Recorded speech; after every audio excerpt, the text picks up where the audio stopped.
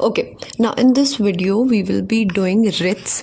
ठीक है, रिट मैंने पहले भी बताया था that it means a written order issued by the court commanding a party to whom it is addressed to perform or cease performing an act. They put a check on the violation of the fundamental rights and provide a further relief. मैंने पहले भी चीज़ आपको previous video में बताई थी कि writ कुछ नहीं है, एक लीगल डॉक्यूमेंट है. ठीक है, जो बेसिकली एक कमांड होता है कोर्ट का, जो कि दिया जाता है एक XYZ पार्टी को, पर्टिकुलर पार्टी को, या तो कोई एक पर्टिकुलर एक्ट करने के लिए या तो ना करने के लिए. ठीक है, क्लियर. अब क्या होता है, मैंने PIL और रिट में भी आपको डिफरेंस बताया था. रिट जो होता है वो दो पार्टीज के बीच में फाइल किया जाता है अग्रीव पार्टी द्वारा. सपोज ये अग्रीव पार्टी है, इन दोनों के बीच में कोई कॉन्ट्रैक्ट हुआ था, ये A है ये B है, और A ने वो काम करने से मना कर दिया जिस वजह से B को लॉस हो गया. ठीक है, या फिर कुछ गलती हो गई एक के कारण जिससे B को लॉस हो गया, तो उस केस में ये जा सकते हैं कोर्ट एक रिट पिटिशन द्वारा. ठीक है, इनकी फंडामेंटल राइट बेसिकली वायलेट हो गई, तब रिट पिटिशन ये फाइल कर सकते हैं. PIL क्या होता है, अब PIL सपोज ये कोई भी एक एरिया है, यहाँ पे एक मिस्टर A है, इन्होंने देखा कि यहाँ पे 6 साल के बच्चे से काम करवाया जा रहा है, तो अब ये पब्लिक इंटरेस्ट में है सिंस, तो ये क्या करेंगे सुप्रीम कोर्ट में, ये एक PIL फाइल करेंगे, that is public interest litigation. जो भी पिटिशन पब्लिक के हित में होती है उसको हम लोग PIL कहते हैं, और जो भी पिटिशन अग्रीव्ड पार्टी फाइल करता है उनकी फंडामेंटल राइट के वॉयलेशन की वजह से, उसको हम लोग कहते हैं रिट पिटिशन. ठीक है, under Article 32 Supreme Court can issue the writ and Article 226 High Court of the state can issue the writ. इसका मतलब कि जब आपको कभी भी आपकी फंडामेंटल राइट वायलेट हुई है तो under article 32 you can approach the supreme court, whereas under article 226 you can approach the high court of any state. Further of any state का मतलब ये नहीं कि आप कहीं भी चले जाओ, it depends on the jurisdiction. Okay, कि आप किस ज्यूरिसडिक्शन में आते हैं, आप उस हाई कोर्ट में you can file the petition. Now moving ahead, ये जो दो क्वेश्चन है ये बहुत इंपॉर्टेंट है MHCT के पर्सपेक्टिव से, क्योंकि MHCT रिपीटेडली ये चीज़ एक पूछता है हमारे एग्जाम में कि किस आर्टिकल के अंडर आप सुप्रीम कोर्ट में रिट पिटिशन फाइल कर सकते हो, या 226 के अकॉर्डिंग आप कौन से सुप्रीम कोर्ट में फाइल कर सकते हो, या हाई कोर्ट में फाइल कर सकते हो, या दोनों में फाइल कर सकते हो. तो ये दोनों आर्टिकल हमको याद रखना है कि under 32 we can approach the supreme court and under 226 we can approach the high court of the respective state. Clear ना. अब एक चीज समझना है कि हमारे पास 5 तरीके की रिट होती है, कि जब हमारी फंडामेंटल राइट किस तरीके से वॉयलेट हुई है तो उस केस में कौन सी रिट हमें फाइल करनी है. ठीक है ना, पहले आती है हेबियस कॉर्पस. हेबियस कॉर्पस क्या है, एक रेमेडी है to a person who has been detained without legal justification. मतलब सपोज यहाँ पे कोई एक पर्सन A है, ठीक है, ये रात में ऑफिस के बाद अपने घर लौट रहे थे, तभी पुलिस आई, इनको डिटेन कर ली. ठीक है, इनको डिटेन कर लिया इन्होंने, यहाँ पे पुलिस आ गई, इन्होंने डिटेन कर लिया बिना किसी रीजन दिए. ठीक है, अब यहाँ पे क्या है, अब जो A के फैमिली मेंबर्स हैं वो क्या करेंगे, रिट पिटिशन फाइल करेंगे. कौन सी, habeas corpus.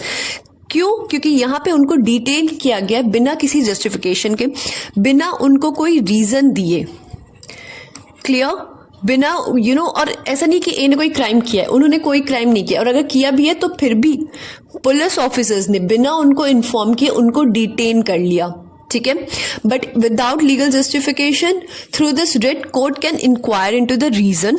Reason for detention, जो कि मिस्टर A को बताई नहीं गई थी उनके डिटेंशन के टाइम पे. It can be made by any person. This writ provides relief from illegal detention. कभी भी अगर आप देखो, अगर इंसान को डिटेन किया गया है, जस्ट अ सेकेंड, कभी इंसान को डिटेन किया गया तो उसको इसके नियरेस्ट मजिस्ट्रेट में प्रेजेंट करना होता है with in 24 hours, right. But in सब केसेस में क्या होता है, पुलिस किसी भी एक इंडिविजुअल को, सिटीजन को डिटेन कर लेती है और फिर वो 24 आवर्स में उनको प्रेजेंट नहीं करते, और बाकी बहुत सारे रीजंस है जिस वजह से we call it illegal detention. तो जहाँ पे भी इलीगल डिटेंशन होता है वहाँ पे हम लोग की हेबियस कॉर्पस रिट लगती है. ठीक है, तो कभी भी डिटेंशन से रिलेटेड आएगा, तुम्हारे इलीगल डिटेंशन से रिलेटेड कोई भी क्वेश्चन आएगा, वहाँ पे याद रखना कि हमेशा हमारी हेबियस कॉर्पस की रिट यूज होगी. Clear? Now moving ahead. certiorari issued by the higher court when any court or tribunal has given a judgment without having the jurisdiction to do so. Writs can be issued when a judicial body acts without or excess jurisdiction, violates the procedure, contradicts with the principle of justice. Suppose ये आपका राजस्थान का high court है, ठीक है, और यहाँ महाराष्ट्र में कोई केस चल रहा था, ठीक है। अब इन्होंने क्या किया, ये एक ट्राइब्यूनल था, मतलब सेशन कोर्ट था, लोअर कोर्ट था, और ये एक हाई कोर्ट था, हाँ ठीक है, हाई कोर्ट था। अब इन्होंने क्या किया, राजस्थान के हाई कोर्ट ने महाराष्ट्र का ये पर्टिकुलर केस, सिंस महाराष्ट्र का ये पर्टिकुलर केस इन्होंने अपने पास ट्रांसफर करवा लिया हाई कोर्ट ने, ठीक है, और इन्होंने जजमेंट भी अनाउंस कर दी। अब इन केसेस में क्या होता है, क्या राजस्थान हाई कोर्ट के पास महाराष्ट्र के केसेस की जुरिस्डिक्शन है? Obviously no. तो इन सब केसेस में क्या होता है, आप सर्टियरी की रिट फाइल कर सकते हो। क्यों? क्योंकि यहाँ पे जो आपके अब जो हायर कोर्ट होगा, जो सुप्रीम कोर्ट होगा, वो क्या करेगा, वो जजमेंट को वॉइड डिक्लेयर करेगा। क्यों? क्योंकि जो हमारा हाई कोर्ट था उसने अपने एक्सेस जुरिस्डिक्शन में काम किया। क्लियर?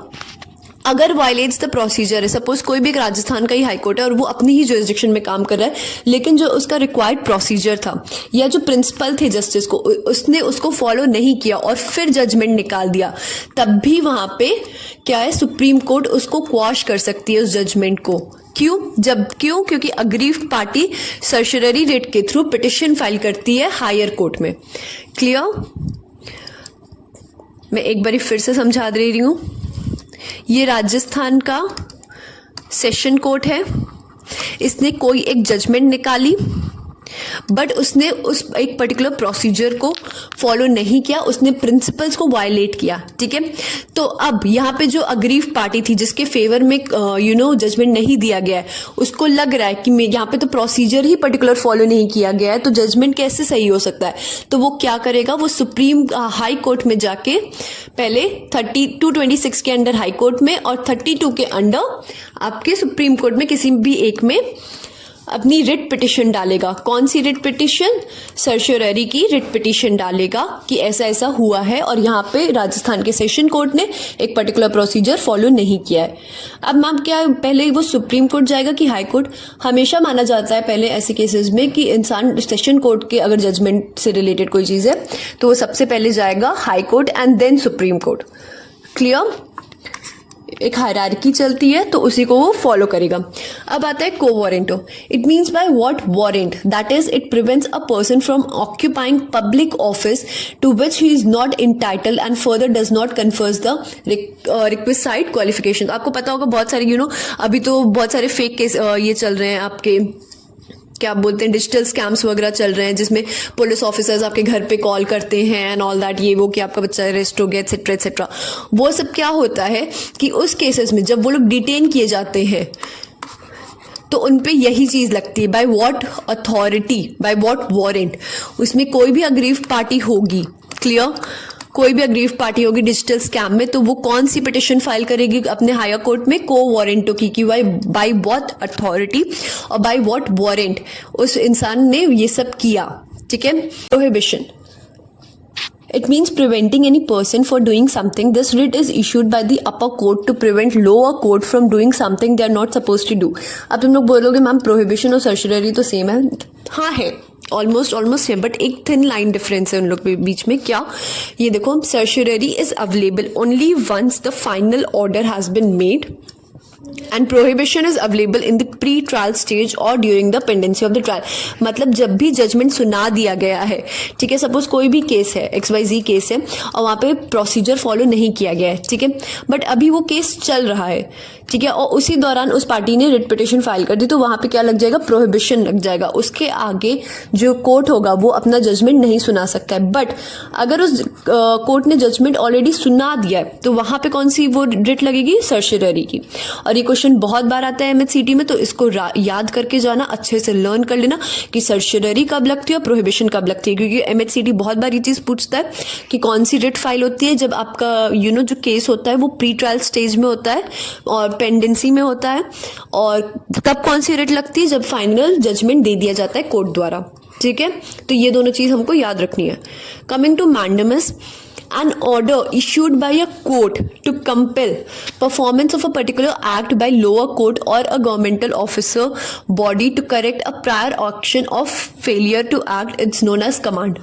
ठीक है, मैंडेमस क्या है? मैंडेमस बेसिकली एक कमांड है। सपोज उस जजमेंट को अब हाई कोर्ट ने बोल दिया राजस्थान के ट्रायल कोर्ट को कि अब तुम उस जजमेंट को सही भी करोगे, ऐसा नहीं है कि तुमने गलत कर दिया, मैंने तुम पे वो लगा दिया, क्या बोलते हैं, सर्शियरी लगा दी, बट अब मैं एक और रिट इशू कर रहा हूँ, दैट इज ऑफ मैंडेमस, कि अब तुम उस जजमेंट को फिर से केस सुन के फिर से उसको सही करोगे।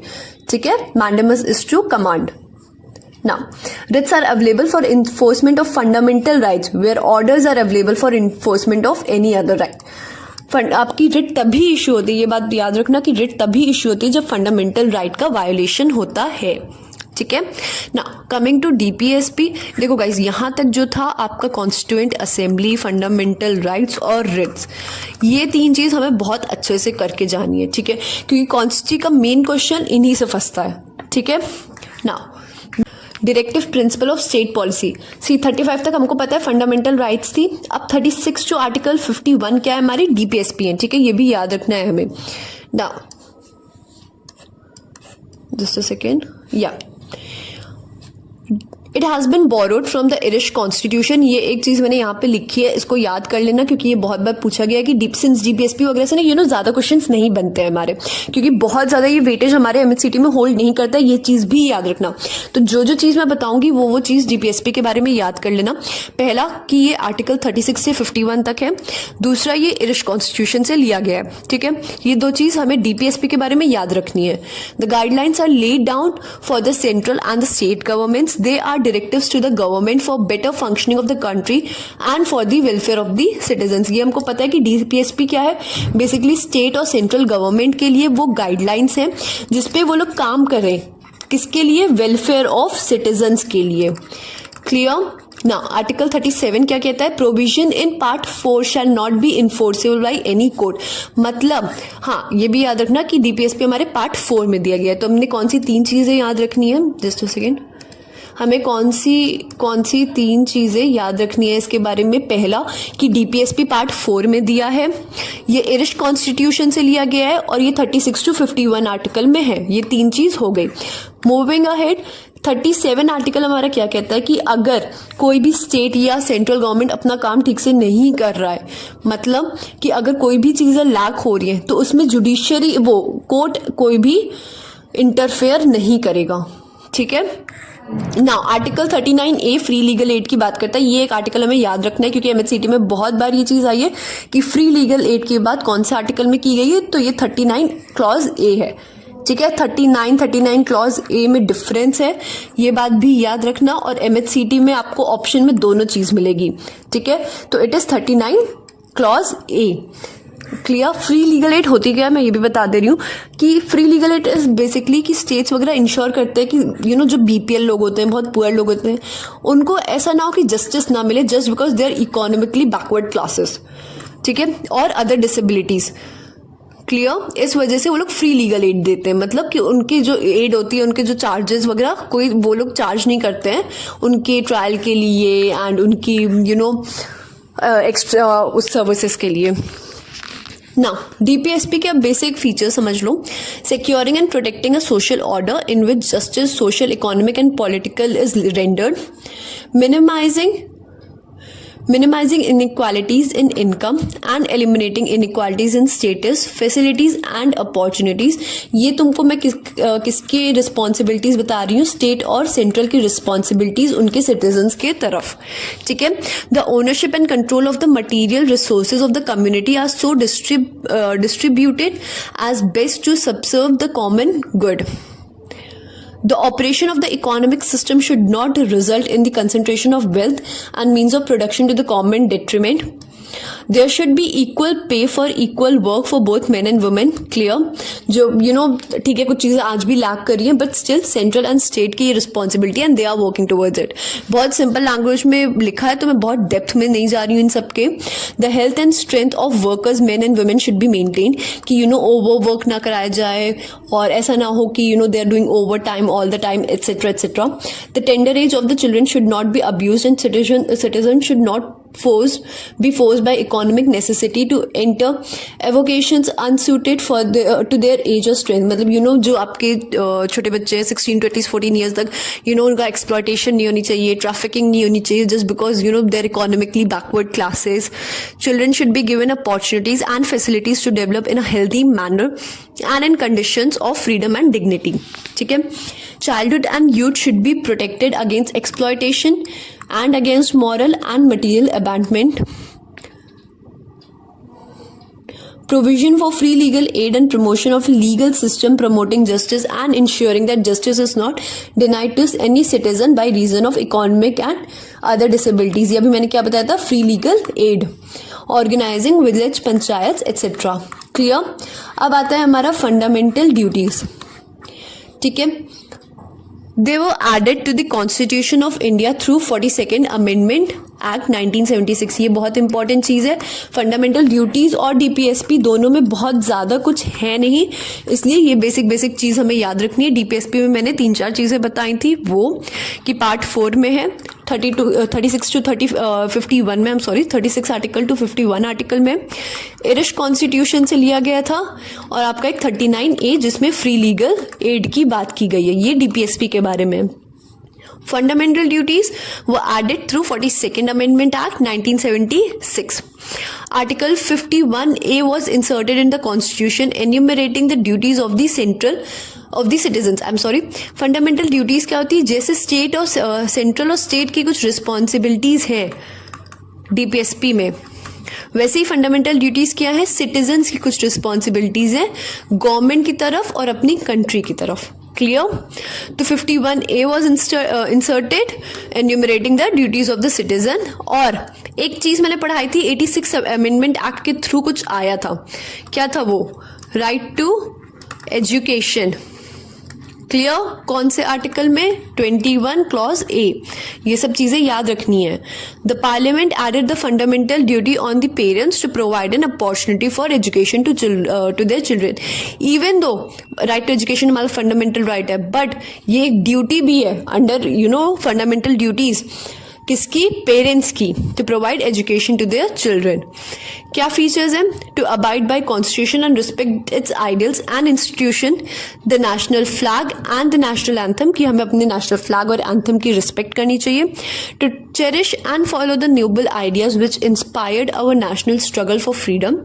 To uphold and protect the sovereignty, unity and integrity of India. कुछ भी ऐसा काम नहीं करना चाहिए जो हमारी इंटेग्रिटी को हार्म करे, वो मेंटेन रहे, etcetera etcetera. To defend the country and render national service when called upon to do so. To promote harmony and spirit of common brotherhood amongst all people of India, transcending religious, linguistic and regional or sectional diversities. To renounce practice derogatory to the dignity of women. मतलब basic आपका कि brotherhood होना चाहिए, बिन मतलब का caste religion के basis पे लड़ाई झगड़ा नहीं होना चाहिए, राइट्स नहीं होने चाहिए आपके. वुमेन की तरफ एक डिग्निटी होनी चाहिए. To value and preserve the rich heritage of a composite culture. Now अब जो आता है हमारा, वो आता है यूनियन एग्जीक्यूटिव की. जो हमारी यूनियन होती है, गवर्नमेंट होती है, वो किस किस को कंप्राइज करती है, कौन कौन आता है, कौन कौन मेन है, इसकी बात करेंगे. अब जो यूनियन एग्जीक्यूटिव में जो लोग आते हैं वो होते हैं हमारे president, vice president and council of ministers. ठीक है. अब ये क्या होते हैं? एक चीज याद रखनी है, जस्ट अ सेकेंड. पहले हम लोग प्रेसिडेंट आते हैं. एक चीज याद रखनी है कि प्रेसिडेंट जो होता है वो हमारा first citizen of the country होता है. ये क्वेश्चन बहुत बार ही आ चुका है MHCT में, who is the first citizen of the country. तो लोग कंट्री, तो लोग प्राइम मिनिस्टर आंसर कर देते हैं, लेकिन नहीं, it is always the president of the country. ठीक है. आर्टिकल 52 क्या कहता है? That there shall be a president of India. Article 58, he shall not hold an office of profit. मतलब कि being the president of India उनका और कोई बिजनेस या ऑफिस नहीं होना चाहिए जिससे उनको प्रॉफिट आए. ठीक है. Article 60 he has to take an oath under the CJI और ये और होगा और सीनियर मोस्ट जज of the supreme court in his absence. मतलब हमने क्या समझा, पहला एक तो प्रेसिडेंट होना चाहिए कंट्री का, दूसरा उनका कोई और office, no office of profit, कोई और ऑफिस नहीं होना चाहिए जिससे उनको पैसे मिले या प्रॉफिट हो। आर्टिकल 60 जब वो ओथ लेंगे तो वो किसके अंडर ओथ लेंगे, CJI के अंदर, और अगर CJI नहीं हुआ तो किसके अंडर, सीनियर मोस्ट जज ऑफ द सुप्रीम कोर्ट। ठीक है। President is elected by N electoral college, it is conducted by a way of secret ballot. ये बात आपको पता होगा, कभी भी प्रेसिडेंट को जनरल पब्लिक इलेक्ट नहीं करती, आपने कभी देखा नहीं होगा प्रेसिडेंट का इलेक्शन होता कैसे। ठीक है। अभी कौन है हमारे president of India, honourable Draupadi Murmu ji. Okay, now article 61 क्या कहता है, इन केस ऑफ इम्पीचमेंट और resignation the vice president must hold the office for 6 months until that time. जो आपके नए प्रेसिडेंट होते हैं उनके इलेक्शन होने चाहिए।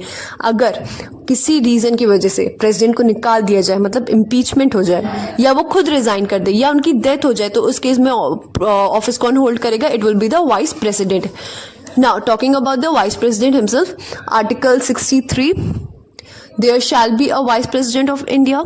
64, the vice president must be the ex officio chairman of the Rajya Sabha. ये बहुत बार आता है कि vice president होने कौन चाहिए, तो he should be the ex officio chairman of the Rajya Sabha. The CJI must hold the office of the vice president in the case of resignation, death और द इम्पीचमेंट। यहाँ पे कौन था, vice president था, और vice president के case में कौन होंगे, CJI। ठीक है। अब कौन होता है council of ministers, prime minister is the head of council of minister. ये क्वेश्चन बहुत इंपॉर्टेंट है, बहुत बार आ चुका है कि काउंसिल ऑफ मिनिस्टर्स का हेड कौन होता है, it is the prime minister. Article 75 talks about the responsibilities of the prime minister and the council of ministers. ठीक है। Ministers are appointed by the president on the advice of prime minister. ये बात याद रखना, बहुत बार question आया है कि किसकी एडवाइस पे कौन उनको अपॉइंट करता है, तो इट इज द प्रेसिडेंट। सिर्फ वो प्राइम मिनिस्टर की एडवाइस पे अपॉइंट किए जाते हैं। तो उनको क्या क्या याद रखना है, पहला यूनियन एग्जीक्यूटिव में कौन कौन आता है, दूसरा प्रेसिडेंट हमारे फर्स्ट सिटीजन है, तीसरा जस्ट अ सेकेंड प्रेसिडेंट कौन से उससे होते हैं, इलेक्टोरल कॉलेज से होते हैं, दूसरा इम्पीचमेंट और उनके दौरान कौन ऑफिस होल्ड करेगा 6 months के लिए, हमारे वाइस प्रेसिडेंट, और उन 6 months में क्या हो जाना चाहिए, उनका रीइलेक्शन। वाइस प्रेसिडेंट होना चाहिए एक, वाइस प्रेसिडेंट के केस में CJI जो होते हैं हमारे, ओके, CJI जो होंगे वो ऑफिस होल्ड करेंगे। और काउंसिल ऑफ मिनिस्टर्स का हेड कौन होता है, प्राइम मिनिस्टर, और काउंसिल ऑफ मिनिस्टर्स को अपॉइंट कौन करता है, हमारे प्रेसिडेंट।